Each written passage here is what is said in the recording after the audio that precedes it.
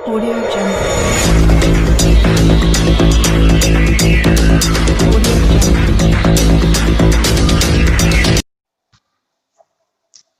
Hello student, my self Javed Akhtar and मैं जो है आप लोगों का फिजिक्स का टीचर हूँ। एंड ये बात है कि हमारा जो चैनल है एजुकेशन, जिन लोगों ने अभी तक सब्सक्राइब नहीं किया है वो लोग सब्सक्राइब कर दीजिएगा हमारे चैनल को एंड बेल आइकन को प्रेस कर दीजिएगा, जिससे कि हमारी जो भी नई वीडियोस अपलोड हो तो आप लोगों तक उसका नोटिफिकेशन पहुंच सके।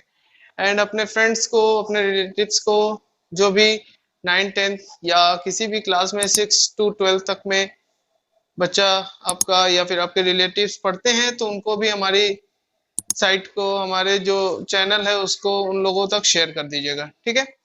एंड आज जो है हम क्लास 10th का पहला चैप्टर फिजिक्स का इलेक्ट्रिसिटी को स्टार्ट करेंगे, ठीक है।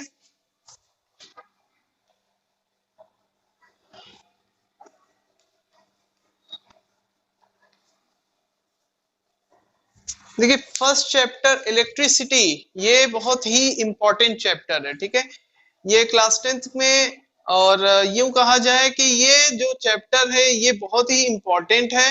न्यूमेरिकल्स के प्रॉब्लम इस चैप्टर से ज्यादा आते हैं बोर्ड एग्जाम में, ठीक है। तो इस चैप्टर को आप लोग बहुत ही अच्छे तरीके से पढ़िएगा, इसके न्यूमेरिकल्स को ज्यादा से ज्यादा लगाने की कोशिश कीजिएगा। देखिए, एनसीईआरटी पैटर्न से, एनसीईआरटी पैटर्न की यानी एनसीईआरटी की बुक से और एस10th की बुक से, या आप लोगों को और भी कई बुक मिले तो उन सभी बुक से भी आप लोग इसका न्यूमेरिकल्स लगाने की ज्यादा से ज्यादा कोशिश कीजिएगा, ठीक है। बात ये है कि ये जो हमारा चैप्टर है इलेक्ट्रिसिटी, ये इतना इम्पोर्टेंट है और इतना ज्यादा भूलता भी है। भूलने का मतलब कि इसमें बहुत ज्यादा फार्मूले मिलते हैं, ठीक है। बहुत ज्यादा फार्मूले मिलते हैं जिसकी वजह से हमें कंफ्यूजन होती है कि हम कौन से फार्मूले का यूज कहाँ पर करेंगे, ठीक है। तो स्टार्ट करते हैं हम अपना टॉपिक को। देखिए, हम इलेक्ट्रिसिटी क्या है। इलेक्ट्रिसिटी का मतलब ये लग रहा है कि इलेक्ट्रॉन, ठीक है, इलेक्ट्रॉन का आदान प्रदान, यानी इलेक्ट्रॉन का एक जगह से दूसरी जगह जाना इलेक्ट्रिसिटी कहलाता है। अब देखिए, बात समझिएगा, इलेक्ट्रिसिटी दो तरह की होती है हमारी, ठीक है। तो हम दो इलेक्ट्रिसिटी को पढ़ेंगे, एक हमारा स्टैटिक इलेक्ट्रिसिटी एंड दूसरा हमारा करंट इलेक्ट्रिसिटी है। तो अब स्टैटिक इलेक्ट्रिसिटी हमें पढ़ना नहीं है, कहने का मतलब कि स्टैटिक इलेक्ट्रिसिटी हमारे कोर्स में नहीं है, लेकिन करंट इलेक्ट्रिसिटी हमारे कोर्स में है। लेकिन हम थोड़ा सा स्टैटिक इलेक्ट्रिसिटी के बारे में बता देंगे कि स्टैटिक इलेक्ट्रिसिटी में होता क्या है, और उसके बाद करंट इलेक्ट्रिसिटी को चलेंगे। तो देखिए, स्टैटिक इलेक्ट्रिसिटी हम लोग बचपन से ही छोटी मोटी जो है खेल के रूप में ही हम लोग स्टैटिक इलेक्ट्रिसिटी को करते हैं। हम लोग जो है बचपन में एक चीज किए होंगे, पेन को या पेंसिल को या स्केल को अपने हेड पर ऐसे रब करते थे, उसके बाद कागज के छोटे छोटे टुकड़े को क्या करते थे, उससे सटाते थे, तो वो क्या करता था, उसको खींच लेता था, थोड़ी ही दूर से वो खींच लेता था। ये एक्सपेरिमेंट हम लोग बचपन से ही करते आ रहे हैं। तो वो ऐसा क्यों होता था? क्या उसके ऑयल के जो मटेरियल्स होते थे क्या उसको खींचता था? नहीं, वहां पर होता क्या है, स्टैटिक इलेक्ट्रिसिटी पैदा हो जाती है। कहने का मतलब, जब हम स्केल को रब करते हैं तो इस पर चार्ज आ जाता है, और यहाँ पर जो भी मटेरियल छोटे छोटे होते हैं उस पर नेगेटिव चार्ज होता है, ठीक है। तो ये जो बॉडी है वो चार्ज हो जाने की वजह से अपने पास रखे नेगेटिव एनर्जी को क्या करती है, खींच लेती है। बात समझ में आई? देखिए, कहने का मतलब ये हुआ कि जब हम रब करते हैं तो इसके अंदर इलेक्ट्रॉन आ जाता है या इलेक्ट्रिसिटी आ जाती है, उस इलेक्ट्रिसिटी को स्टैटिक इलेक्ट्रिसिटी कहते हैं। अब देखिए, हम अगर बात करें करंट इलेक्ट्रिसिटी की, तो करंट इलेक्ट्रिसिटी में हमें जो है मेटल की जरूरत होगी, ना कि नॉन मेटल की, ठीक है। अब मेटल जो होता है, यानी कोई भी वायर, अगर हम बात करें कॉपर का, एल्यूमिनियम या सिल्वर या किसी भी चीज का मेटल ले लें और उसका वायर हो, तो उस वायर में जब इलेक्ट्रॉन फ्लो होता है, कहने का मतलब कि अगर हम उसे करंट देते हैं तो वो जो इलेक्ट्रॉन होता है, देखिए हम इसे भी बताते हैं और इसके बाद इन दोनों को समझाते हैं, ठीक है। अगर हम मान लेते हैं कि ये हमारा एक वायर है, ठीक है, इस वायर को हम एक सेल से ऐड कर दिए, ठीक है। इस वायर को हमने सेल से ऐड कर दिया है, प्लस माइनस, ठीक है। अब बात समझिएगा, अब इसके अंदर जो इलेक्ट्रॉन है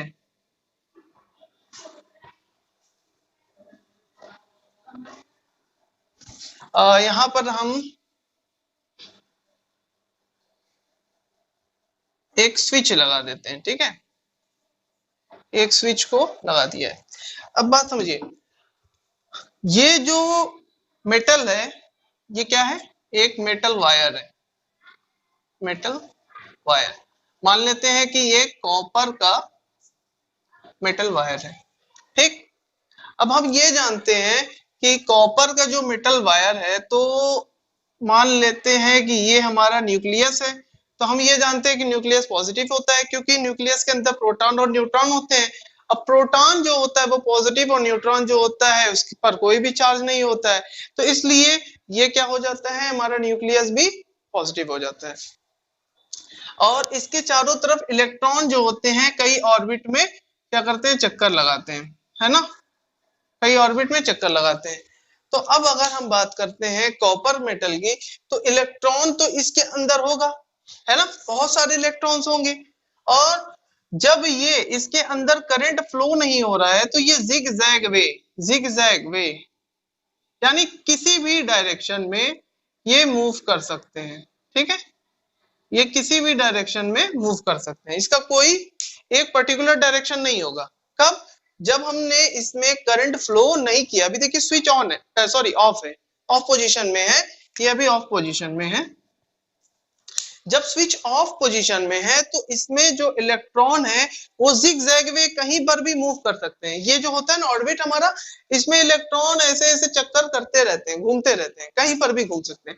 यही चीज यहाँ पर भी है, ये कॉपर वायर है तो इसमें छोटे छोटे न्यूक्लियस ढेर सारे होंगे, तो न्यूक्लियस के इलेक्ट्रॉन जो होंगे डिफरेंट डिफरेंट अपने ऑर्बिट में कहीं भी आ जा सकते हैं। इसमें यानी कहने का मतलब ये है कि ये फ्री है, जिधर चाहे उधर घूम सकते हैं, लेकिन इसी वायर के अंदर, इससे बाहर नहीं जा सकते, ठीक है। अच्छा, ये बात हो गई, ये किसकी बात है, मेटल की। और जैसे ही इसको हम कनेक्ट कर देते हैं इससे, तो इसके अंदर से करंट फ्लो होने लगती है, ठीक है। करंट फ्लो अगर होता है तो उस कंडीशन में ये जो चार्ज थे, ये जो इलेक्ट्रॉन थे, वो एक पर्टिकुलर डायरेक्शन में मूव करने लगते हैं। अब हम एक चीज ये जानते हैं, ये है माइनस, इलेक्ट्रॉन पर चार्ज कौन सा होता है, माइनस। और हम ये जानते हैं कि पॉजिटिव चीज निगेटिव को क्या करती है, खींचती है ना। कहने का मतलब डिफरेंट साइन क्या करते हैं, attract to each other and same sign repel to each other, है ना।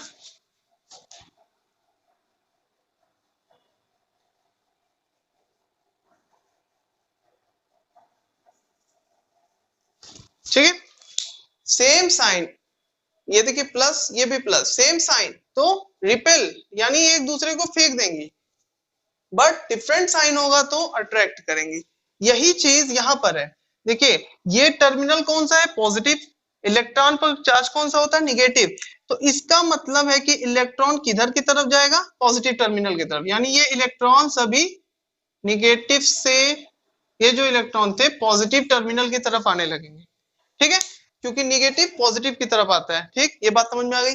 लेकिन ये जो करंट का डायरेक्शन है वो उल्टा बहता है, जिधर इलेक्ट्रॉन आते हैं उसके अपोजिट डायरेक्शन में करंट फ्लो होता है, ठीक है। क्योंकि कंडीशन ये है कि पहले जमाने में लोग ये थे कि जो भी चीज होती है वो ज्यादा से कम में जाती है। यानी अगर हम बात करें टेम्परेचर की, तो टेम्परेचर यानी रॉड को अगर हम गर्म करते हैं, तो यहाँ से अगर हम रॉड, लोहे के रॉड को गर्म करते हैं, तो यहाँ पहले गर्म होता है, फिर धीरे धीरे पूरे बॉडी में आता है। यानी सबसे ज्यादा जो सबसे ज्यादा नजदीक होगा उसमें पहले गर्म होता है, फिर उसके बाद पूरे बॉडी में। तो और अगर पानी भी गिराते हैं तो पहले जो है, अगर हम पानी के लेवल की बात करें तो ज्यादा से कम में जाता है ना, कम से ज्यादा में नहीं जाता है, ज्यादा से कम में जाता है। तो वही चीज है, यहाँ पर भी वही होता है कि नेगेटिव, तो वो कंडीशन ही फॉलो हुई थी, बाद में इलेक्ट्रॉन की खोज हुई थी, उसके बाद ये सब चीजें मालूम हो गई थी। ठीक है, तो वो सब छोड़िए, हमें ये बस मेन इंपॉर्टेंट है कि इलेक्ट्रॉन जैसे ही स्विच ऑन करते हैं, अब ये ऑन पोजिशन में हो गया, जैसे ही स्विच ऑन किए सारे इलेक्ट्रॉन्स एक सीधी रेखा में आ गए। कहने का मतलब ये पुलिस है ना, ये आर्मी वाला है, इसने कहा सीटी बजाया और सभी जो है एक पर्टिकुलर डायरेक्शन में चलने लगे। ऐसे तो इधर उधर घूम रहे थे, कोई नहीं था इसके पास, ये लगा हुआ नहीं था, यानी गेट खुला था, सारे जो भी पुलिस वगैरह थे सब चले गए थे, है ना। जैसे ही गेट बंद हो गया, इसका मतलब पुलिस अंदर आ गई, गेट बंद हो गया, लाठी चार्ज की, सभी एक सीधे रेखा में चलने स्टार्ट हो गए। ठीक, ये किसकी बात होगी? मेटल वायर की। अब हम बात करते हैं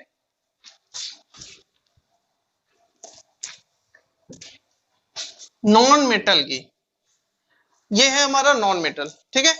अब नॉन मेटल को जब हम रब करते हैं तो यहां पर कहीं इस पर चार्ज आता है। कहां पर? जहां पर हमने रब किया, यही इसी हिस्से में हमने रब किया था, तो ये चार्ज यहीं पर आएगा, पूरे बॉडी में नहीं, सिर्फ इसके ऊपर, अंदर भी नहीं, सिर्फ इसके ऊपर ही इलेक्ट्रॉन या चार्ज क्या हो जाएगा? आ जाएगा, पूरे बॉडी में नहीं। लेकिन अगर यही मेटल होता, यह है क्या? नॉन मेटल, ठीक है। नॉन मेटल में अगर हम रब करते हैं तो वहीं पर इलेक्ट्रॉन आता है जहां पर हमने रब किया, पूरे बॉडी में नहीं, और यहीं पर ये रहता है। और जैसे ही कोई इसका अपोजिट चार्ज इसके नजदीक आता है तो वो इसको क्या कर लेता है? अपनी तरफ खींच लेता है, अपनी तरफ अट्रैक्ट कर लेता है। तो ये हमारा नॉन मेटल किसमें आता है? स्टैटिक इलेक्ट्रिसिटी में। और करंट इलेक्ट्रिसिटी पढ़ने के लिए हमें मेटल की जरूरत होती है। तो स्टैटिक इलेक्ट्रिसिटी समझ में आ गया, यानी अगर हम रब करते हैं, रब करने के बाद उस बॉडी में जो चार्ज आता है वो स्टैटिक इलेक्ट्रिसिटी कहलाता है। और अगर हम किसी भी मेटल में अगर करंट फ्लो कराते हैं तो जो करंट आता है उसे इलेक्ट्रिक करंट कहते हैं, ठीक है। स्टैटिक इलेक्ट्रिसिटी और करंट इलेक्ट्रिसिटी आप लोगों को समझ में आ गई ना। तो अब जो है हम मेन डिफिनीशंस पर आएंगे। तो यहाँ पर हमने इलेक्ट्रिसिटी में कंडक्टर, इंसुलेटर और सेमीकंडक्टर, इसकी डिफिनीशन हमने लिख दी है, तो आप लोग वीडियो को पॉज करके इसे नोट कर लीजिएगा, ठीक है। और देखिए यहाँ पर जैसा कि पहला लिखा हुआ है कंडक्टर, दूसरा है इंसुलेटर, फिर है सेमीकंडक्टर। ये है क्या चीज? कंडक्टर, इंसुलेटर, सेमीकंडक्टर, बहुत ही इंपॉर्टेंट चीज है। ये है क्या? समझिए। देखिए कंडक्टर, कंडक्टर का मतलब होता है कंडक्ट करना, है ना। देखिए कंडक्टर क्या करता है? इलेक्ट्रॉन जिसमें कंडक्ट हो सके, या यूं कहा जाए जिस भी मेटल में से या फिर जिस भी एटम में से या मटेरियल में से करंट फ्लो हो सके या इलेक्ट्रॉन ट्रेवल कर सके, वो क्या कहलाएगा? कंडक्टर कहलाएगा। बात समझ में आई? कंडक्टर क्या है? जिसमें से इलेक्ट्रॉन फ्लो होता है, वो क्या कहलाता है? कंडक्टर। दो substance through which electricity can flow. Electricity means हमने बताया था, इलेक्ट्रिसिटी का मतलब होता है इलेक्ट्रॉन, ठीक है। जिसमें से इलेक्ट्रिसिटी यानी इलेक्ट्रॉन फ्लो हो सके, वो क्या कहलाएगा? कंडक्टर कहलाएगा। जैसे कि सिल्वर मेटल है, कॉपर, गोल्ड, ये सब चीजें जो है मेटल है ना। और कार्बन, स्टील, ये सब में से भी करंट फ्लो हो सकता है। कार्बन का देखिए यहाँ पर ग्रेफाइट, ग्रेफाइट भी आप जानते हैं, है ना। तो ये सब के अंदर से क्या हो सकता है कि फ्लो हो सकता है। क्या फ्लो हो सकता है? करंट, ठीक है। Next insulator. इंसुलेटर यानी कि ये क्या कहलाता है? इंसुलेटर जिसमें से करंट फ्लो नहीं हो सके, वो इंसुलेटर कहलाता है, ठीक है। अब अगर मान लीजिए कि ये एक हमारा वायर है, ठीक है, ये वायर, हम एक चीज ये जानते हैं कि कोई भी वायर होता है, मार्केट से अगर हम घर में वायरिंग करानी होती है तो वायर लेकर आते हैं, तो वो एक इंसुलेटेड वायर होता है। क्यों इंसुलेटेड? कैसे इंसुलेटेड हो गया? तो देखिए अंदर बीच में कॉपर होता है, उसके ऊपर क्या होती है? प्लास्टिक होती है। देखा हमने प्लास्टिक, तो उस पर प्लास्टिक लगी होती है। क्यों? क्योंकि वो प्लास्टिक एक इंसुलेटर है, और इसलिए लगाई जाती है क्योंकि इंसुलेटर में करंट फ्लो नहीं होती है। Those substance which electricity can't flow, cannot flow, are called insulator. बात समझ में आई? जिसमें से इलेक्ट्रिसिटी फ्लो हो सके वो क्या कहलाएगा? कंडक्टर। जिसमें से इलेक्ट्रिसिटी फ्लो ना हो सके वो क्या कहलाएगा? इंसुलेटर। और एक और आता है सेमीकंडक्टर। सेमीकंडक्टर एक ऐसा मटेरियल है जिसमें जो ना कि बहुत अच्छा कंडक्टर है और ना ही बहुत ही बुरा इंसुलेटर है, यानी कह सकते हैं कि वो बीच का है। और उसे उसका दो मेटल है, सॉरी दो उसका तत्व है जर्मेनियम और आर्सेनिक। यही दो ऐसे हैं जो कि सेमी कंडक्टर कहलाते हैं। ठीक है, यानी कि इसका हम यूज कर सकते हैं इलेक्ट्रिसिटी को पास करने में। तो ये तीनों हो गया कंडक्टर, इंसुलेटर और सेमीकंडक्टर की बात समझ में आई। एक चीज ये है कि इलेक्ट्रॉन, देखिए हमारा जो न्यूक्लियस होता है उसमें दो चीजें होती हैं, कहने का मतलब जो हमारा एटम होता है उसमें एक न्यूक्लियस होता है, न्यूक्लियस चूंकि पॉजिटिव, और उसके ऑर्बिट होते हैं जिसमें इलेक्ट्रॉन होता है जो कि होता है नेगेटिव। एक चीज हम ये जानते हैं, इलेक्ट्रॉन पर चार्ज कितना होता है? -1.6 इंटू 10⁻19 कूलम। ये इलेक्ट्रॉन का चार्ज होता है। और यही अगर प्रोटॉन की बात करें तो प्रोटॉन पर भी यही चार्ज होता है 1.6 इंटू 10⁻19 कूलम। कूलाम क्या कूलाम लिख रहे हैं? कूलाम जो होती है वो चार्ज यूनिट होती है, जो कि हम आगे बताएंगे कि कूलाम कैसे चार्ज यूनिट होती है। बस थोड़ी सी बात है कि इसको समझ लीजिए, इलेक्ट्रॉन और प्रोटॉन दोनों का सेम होता है, बस माइनस और प्लस का फर्क होता है। ठीक है, क्योंकि हम एटॉमिक नंबर और एटॉमिक मास पढ़े हैं। एटॉमिक मास और एटॉमिक नंबर में इलेक्ट्रॉन और प्रोटॉन का नंबर सेम होता है, सिर्फ एटॉमिक मास तब बढ़ता है क्योंकि उसमें न्यूट्रॉन का भी बढ़ जाता है, इसलिए इलेक्ट्रॉन और सॉरी न्यूक्लियस जो होता है वो बड़ा वैल्यू रहता है। ठीक है, जैसे अगर हम बात करें हीलियम की, तो हीलियम क्या होता है? 2 और 4, है ना? ये इसका एटॉमिक मास होता है और ये इसका एटॉमिक नंबर होता है। ठीक है, अब ये जो है ये सिर्फ इलेक्ट्रॉन को बताता है ना? और ये 2+2 यानी ये प्रोटॉन और ये न्यूट्रॉन, और ये जो है सिर्फ इलेक्ट्रॉन को बताता है। तो यहाँ देखिए इलेक्ट्रॉन की भी वैल्यू 2, प्रोटॉन की भी वैल्यू 2 और न्यूट्रॉन की वैल्यू वो भी 2 है। ठीक है, तो इलेक्ट्रॉन और प्रोटॉन की वैल्यू सेम होती है, न्यूट्रॉन की कुछ भी हो सकती है। तो ये बात हो गई हमारी कंडक्टर, इंसुलेटर और सेमीकंडक्टर की। ठीक है, इसके बाद एक और डिफिनेशन लिखेंगे, उसे भी नोट कर लीजिएगा। यहाँ पर हमने इलेक्ट्रिक पोटेंशियल और पोटेंशियल डिफरेंस का भी डिफिनेशन लिख दिया है, आप लोग इसे नोट कर लीजिएगा। देखिए इलेक्ट्रिक पोटेंशियल क्या है? इलेक्ट्रिक पोटेंशियल यानी वोल्टेज की बात हम कर रहे हैं। ठीक है, इलेक्ट्रिक पोटेंशियल यानी वोल्टेज। हम लोग ये जानते हैं कि घर में जो करंट आती है उसको जो मेजर करना होता है कि कितना वोल्ट है, कितना वोल्ट का वोल्टेज आ रहा है ना, कितना पावर की बात करते हैं। पावर यानी कि उसके जैसे बल्ब लेते हैं तो उसकी पावर की बात करते हैं, लेकिन घर में साथ में बल्ब में एक चीज हम लोग देखते हैं कि वो कितना उसका वोल्ट होना चाहिए, 220 वोल्ट होना चाहिए, है ना? ये चीज भी हम लोग देखते हैं। तो यानी यहाँ पर अगर हम बात करें इलेक्ट्रिक पोटेंशियल की और पोटेंशियल डिफरेंस की, तो ये दोनों लगभग सेम है। देखिए क्या है डिफिनेशन में, कहता है कि वर्क पर यूनिट चार्ज। ठीक है, डिफिनेशन सही देखिए, वर्क पर unit of charge required to a charge from electric reference point to a specified point. कहने का मतलब कि अगर मान लीजिए इस पॉइंट से इस पॉइंट तक हमने बताया कि जैसे करंट फ्लो होती है पॉजिटिव टर्मिनल से होकर नेगेटिव टर्मिनल की तरफ आती है ना, तो वही चीज यहाँ पर समझिए, रेफरेंस पॉइंट से स्पेसिफाइड पॉइंट तक आने में इस इलेक्ट्रॉन को जितना वर्क करना पड़ा, इलेक्ट्रॉन मींस चार्ज। ठीक है, यहाँ पर देखिएगा ये इलेक्ट्रॉन चार्ज है, वर्क पर unit of charge required to move a charge from reference point to specified point in an electric field। Electric field की बात किया है। अब इलेक्ट्रिक फील्ड क्या होती है थोड़ा सा इसको समझिए।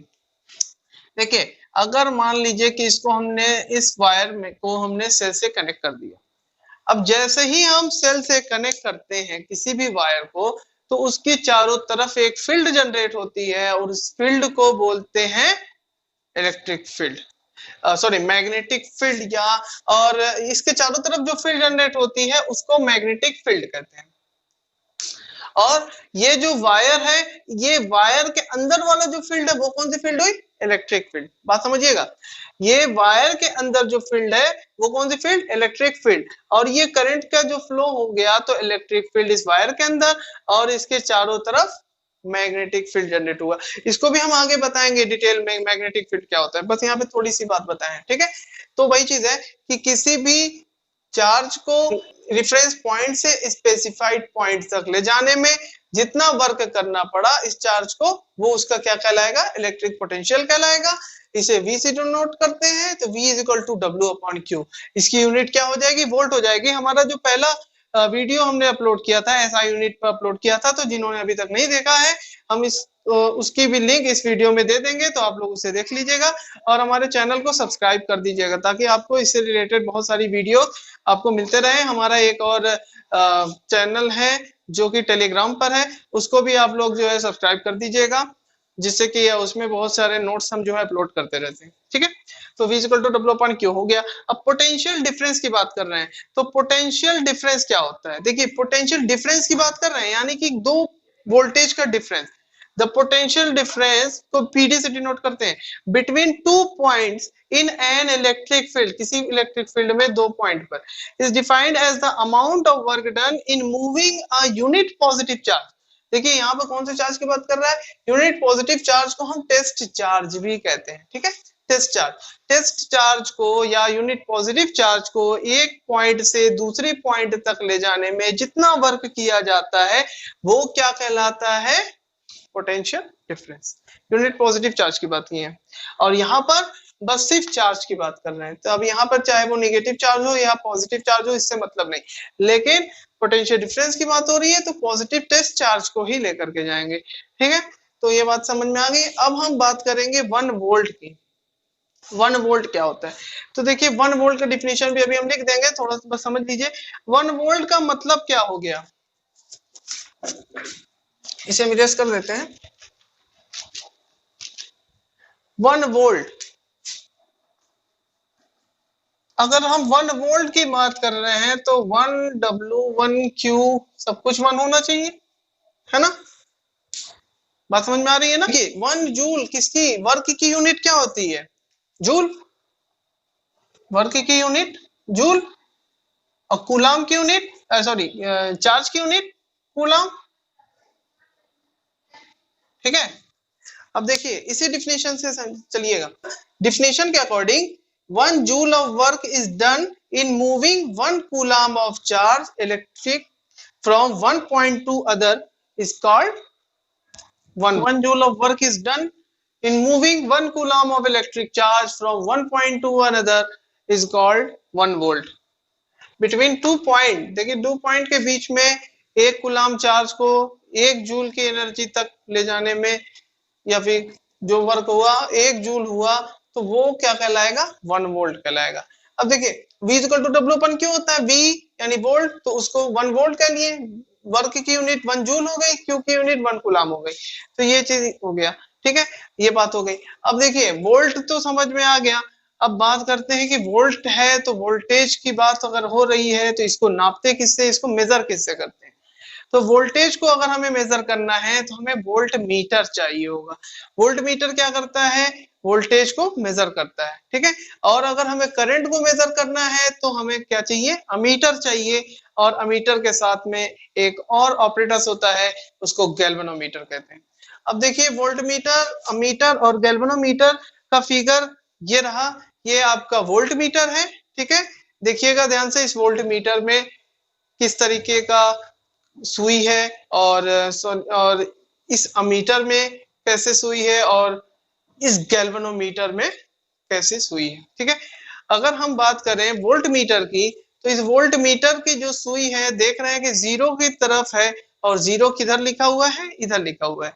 और अगर हम अमीटर की बात करें तो अमीटर में अगर हम देखेंगे तो इसमें भी 0 इधर ही लिखा हुआ है। लेकिन अगर हम बात करें गैल्वेनोमीटर की, तो गैल्वेनोमीटर का जो सुई है वो बीचों बीच में खड़ा हुआ है, यानी बीच में उसका 0 लिखा हुआ है, ठीक है। तो अब इन तीनों को हटाते हैं और यहाँ पर देखते हैं, ये मान लेते हैं हमारा वोल्ट मीटर है, इसको V से डिनोट करते हैं, ठीक है। और यहाँ पर 0, और इसके साथ में हम लीस्ट काउंट भी आपको समझा देंगे, ठीक है। ये मान लेते हैं इसका स्केल है, और यहाँ पर 0 है और ये इसकी सीरीज, ठीक है। और यहाँ पर मान लेते हैं कि आपका 10 वोल्ट 20 वोल्ट इस तरीके से है, और इसके बीच में टोटल 1 2 3 4 1 2 3 4, ठीक है, 4 4 स्केलिंग में 4 4 का डिफरेंस है, ठीक है। अब देखिए ये वोल्ट मीटर हो गया। इसी तरीके से आपका अमीटर भी होता है, सेम वोल्ट मीटर और मीटर बिल्कुल सेम होता है। लेकिन अगर हम बात करें गैल्वेनोमीटर की, तो गैल्वेनोमीटर जो होता है इसको जी से डिनोट करते हैं और इसका 0 यहाँ पर होता है। इसकी स्केलिंग जो होती है यहाँ से स्टार्ट होती है,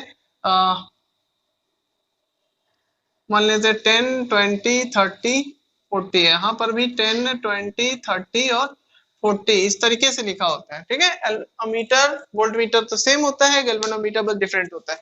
अब बात आती है कि वोल्ट मीटर तो वोल्टेज नापता है, अमीटर तो करंट नापता है, गैल्वेनोमीटर भी करंट नापता है, तो फिर इन दोनों को अलग अलग क्यों, एक ही से तो यूज कर सकते हैं। नहीं, इसका भी यूज है। देखिए हमने बताया कि करंट का जो डायरेक्शन है वो पॉजिटिव से निगेटिव की तरफ है। अगर मान लें कि बैटरी हमारा पैक है, ठीक, और दोनों ही वायर उसका सेम कलर का है, ठीक है, बैटरी हमारा पैक है, हमें पता नहीं चल रहा है कि कौन सा वायर पॉजिटिव और कौन सा वायर निगेटिव है, तो कैसे हम पता लगाएंगे कि वहां पर कौन सा वायर पॉजिटिव और कौन सा वायर नेगेटिव है। तो उसका पता लगाने का मदद कौन करेगा, गैल्वेनोमीटर करेगा। अरे भाई कैसे ये मदद करेगा, ये बता देगा क्या कि वो पॉजिटिव है उसको उठा लो, वो निगेटिव बता लो, बिल्कुल बता लेगा। ये कैसे बताएगा, अब इसे समझिए। अगर ये पॉजिटिव की तरफ से फ्लो हो रहा है, अगर मान लीजिए कि हमने एक सर्किट, हम डायग्राम बना रहे हैं आपको, ठीक है, और इसमें हमने गैल्वेनोमीटर को कनेक्ट कर दिया, ठीक है। अब हम एक चीज जानते हैं कि पॉजिटिव की तरफ से करंट फ्लो होता है, लेकिन अभी हमें ये नहीं मालूम है कि ये बैटरी दिख नहीं रही है, तो हमें नहीं पता है कि किधर से करंट फ्लो हो रहा है। लेकिन जैसे ही हमने स्विच ऑन किया तो ये जो इसका जो सीरीज है, अगर ये इस तरफ रिफ्लेक्ट किया है ना, इधर की तरफ चला गया, तो इसका मतलब कि करंट इधर से आया होगा तो ही वो उधर गया, ठीक, डायरेक्शन मालूम हो गया कि नहीं मालूम हो गया। और अगर ये इधर की बजाय इधर रिफ्लेक्ट हुआ तो हमें ये पता चलेगा कि हाँ करंट इधर से आ रहा है। अब ये रिफ्लेक्ट होगा तो 10 वोल्ट 10 एम्पियर या 20 एम्पियर इधर आएगा तो भी पता चल गया, इधर आएगा तो भी पता चल गया।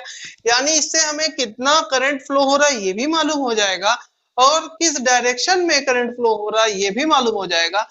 यानी हमें ये पता चल जाएगा कि कौन सा वायर पॉजिटिव है और कौन सा वायर निगेटिव है ना, दोनों चीजें हमें मालूम हो जाएगी। अमीटर का यूज सिर्फ करंट को बताने में, सिर्फ करंट को मेजर करने में, और गैल्वेनोमीटर का यूज करंट भी मेजर करता है और साथ ही साथ ये डायरेक्शन भी बताता है कि किधर करंट फ्लो हो रही है, यानी कौन सा टर्म पॉजिटिव का है और कौन सा टर्म नेगेटिव का है। अब हम बात करते हैं लीस्ट काउंट की। तो लीस्ट काउंट देखिए कैसे निकालेंगे।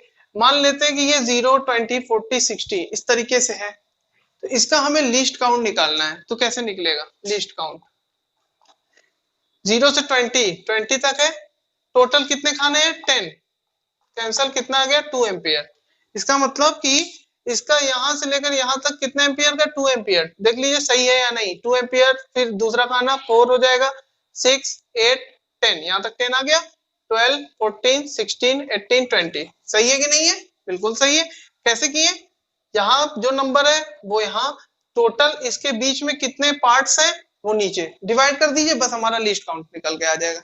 अब हम इसी तरीके से मेजरिंग स्केल, जो हमारा स्केल होता है उसकी अगर हम बात करें तो यहाँ पर 0 लिखा होता है, फिर बीच में एक छोटी पाई होती है, फिर यहाँ पर 1 सेंटीमीटर लिखा होता है ना। इसके बीच में 1 2 3 4 1 2 3 4 ऐसे लिखा होता है। इसका लिस्ट काउंट अगर निकालना है, यानी ये इसकी वैल्यू निकालनी है, तो कैसे निकालेंगे, 1 लिखेंगे और नीचे टोटल कितना, जैसे जैसे इसको लिखे उसी तरीके से लिख रहे हैं। यहाँ 20 था ऊपर लिखे, यहाँ 1 था 1 लिखे, टोटल कितने खाने हैं 10, 1/10 का मतलब क्या हो गया 0.1 सेंटीमीटर, ये सब सेंटीमीटर में था इसलिए 0.1 सेंटीमीटर। तो अब हम स्टार्ट करते हैं कि इलेक्ट्रिक करंट में हम जो वायर है उसमें वोल्टमीटर और अमीटर को किस तरीके से कनेक्ट करेंगे, ठीक है। देखिए वोल्ट मीटर को हम हमेशा पैरेलल में कनेक्ट करते हैं और अमीटर को सीरीज में कनेक्ट करते हैं। उसका रीजन क्या है उसको देखिए। देखिए वोल्ट मीटर को हम पैरेलल में इसलिए कनेक्ट करते हैं क्योंकि पैरेलल में वोल्टेज सेम होता है और सीरीज में रेजिस्टेंस सेम होता है। देखिए हम ये कह रहे हैं कि ये हमारा रेजिस्टेंस है, ठीक है, ढेर सारे रेजिस्टेंस हमने पैरेलल में कनेक्ट कर दिए, सभी को हमने पैरेलल में कनेक्ट कर दिया, ठीक है। और ये कॉम्बिनेशन जो है हमारा वो सीरीज का कॉम्बिनेशन है, इसको सीरीज में कनेक्ट कर दिया। अब जो करंट यहां से फ्लो होकर के आएगा, बात समझिएगा, यहां से जो करंट फ्लो होकर के आएगा वो इसमें आते ही I1, इसमें आते ही I2 और इसमें आते ही I3 में चेंज हो जाएगा, समझे। यहां से हमारा I गया और इन तीनों में आकर के ये डिफरेंट हो जाता है। यानी पैरेलल कॉम्बिनेशन में सीरीज में पैरेलल कॉम्बिनेशन में वोल्टेज तो सेम होगा लेकिन करंट क्या हो जाएगा, डिफरेंट हो जाएगा। अब इन तीनों में वोल्टेज सेम मिलेगा, क्या सेम मिलेगा, वोल्टेज। यानी यहां पर हम अमीटर को जोड़ सकते हैं, इसमें अमीटर को जोड़ सकते हैं, बिल्कुल भी नहीं, है ना, क्योंकि सीरीज कॉम्बिनेशन में ही अमीटर को जोड़ेंगे। अब अगर हम इसमें अमीटर जोड़े तो इसका रेजिस्टेंस बताएगा, इसमें अमीटर जोड़े तो इसका रेजिस्टेंस बताएगा, सिर्फ इस वाले वायर का रेजिस्टेंस बताएगा, ठीक है। तो ये हो गया। और अगर हम यहाँ पर ही रेजिस्टेंस की जगह यहाँ अमीटर जोड़ते हैं तो इस पूरे रेजिस्टेंस पे जितना भी करंट फ्लो हो रहा है ये हमें मालूम हो जाएगा। बात समझ में आई। सीरीज में रेजिस्टेंस में अमीटर को जोड़ेंगे और पैरेलल में वोल्ट मीटर को, क्यों, क्योंकि सीरीज कॉम्बिनेशन में इन सीरीज में क्या चीज सेम होता है,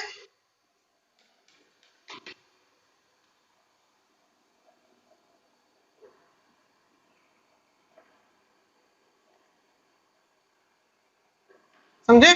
सीरीज में क्या चीज सेम होगा, करंट सेम होगा, सीरीज में आई सेम होगा। यहाँ पे जितना आई फ्लो हुआ इतना आई इसमें भी फ्लो हुआ, इतना ही आई इसमें भी फ्लो हुआ, तीनों रेजिस्टेंस में सेम करंट, लेकिन इसमें जितना वोल्टेज होगा उससे कम इसमें होगा, उससे कम इसमें होगा। यानी यहाँ पे V1, V2 और V3 होगा, यहाँ पे वोल्टेज अलग होगा। लेकिन इन पैरेलल कॉम्बिनेशन I1 यहाँ पे I1, I2, I3 हो जाएगा, लेकिन वोल्टेज V ही तीनों में रहेगा। बात समझ गए।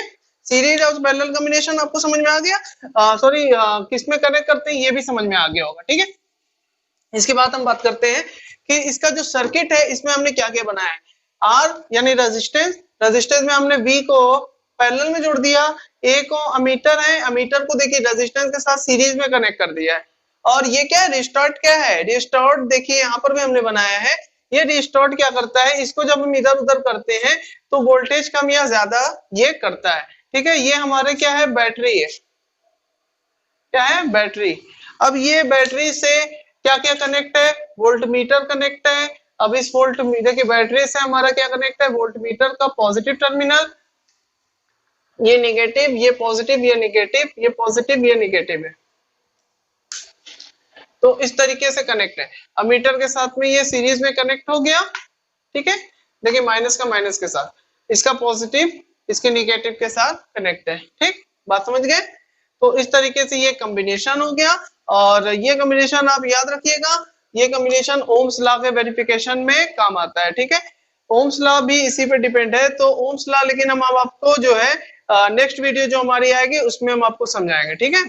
तो नेक्स्ट यानी कि थर्ड वीडियो में, ये तो हमारी फर्स्ट वीडियो थी, यहीं तक हमारी फर्स्ट वीडियो कंप्लीट होती है, फर्स्ट पार्ट ये, ठीक है। मिलते हैं नेक्स्ट वीडियो में, ओके, तब तक के लिए बाय बाय।